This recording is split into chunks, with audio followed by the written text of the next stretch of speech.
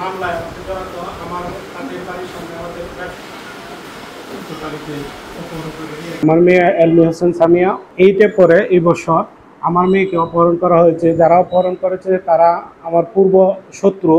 আমার সাথে সামাজিকভাবে বিভিন্ন মামলায় আমাকে জড়াতো। আমার তাদের বাড়ির সামনে আমাদের ব্যবসা প্রতিষ্ঠান ফিশারি আছে, জমিজমা আছে, রাস্তাঘাট নিয়ে আমার সাথে বিরোধিতা করছে, বিভিন্ন জমিজমা নিয়ে বিরোধিতা করছে। এই বিরোধিতার জের ধরে আমার মেয়েকে মার্চের 7 তারিখে অপহরণ করে অপূর্ব এবং মার সহযোগিতা এবং বাবার সহযোগিতা দীর্ঘ প্রায় 2.5 মাস হয়ে গেছে।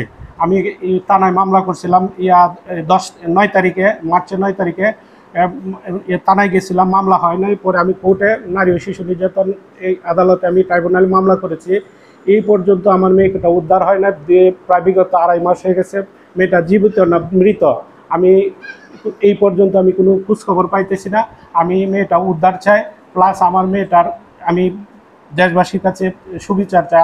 আমার এই মামলার সঠিক বিচার হোক, আমার মেয়েটা উদ্ধার হোক। আমি দেশবাসীর কাছে এটি আশা করি। বান্ডেল থাকলে প্রতি সেনমানিতে টাকা বাঁচবে।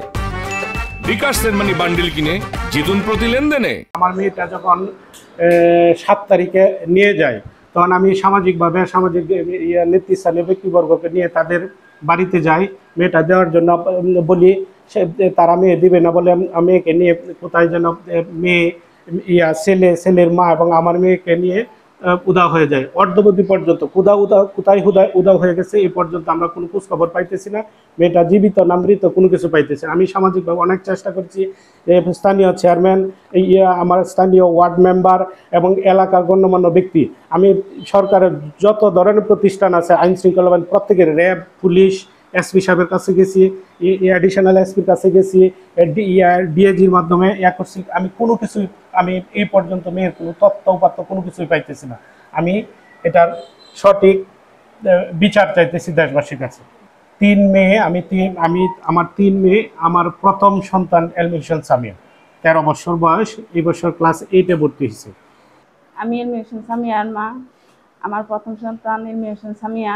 আমার 3 মেয়ে, 3-এর মধ্যে প্রথম সন্তান এলমি হোসেন সামিয়া।